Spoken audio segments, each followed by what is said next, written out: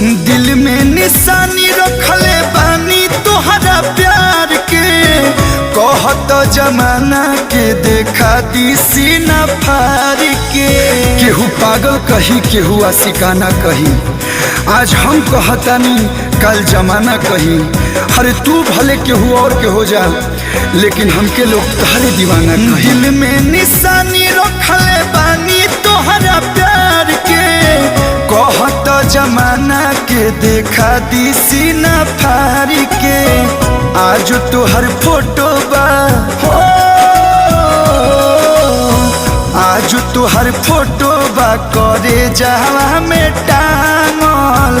आज तोहर फोटो बा करे जावा में टांगल। यही से दीवाना तोहर भइल बाटे पागल, जहिया से जान तोहर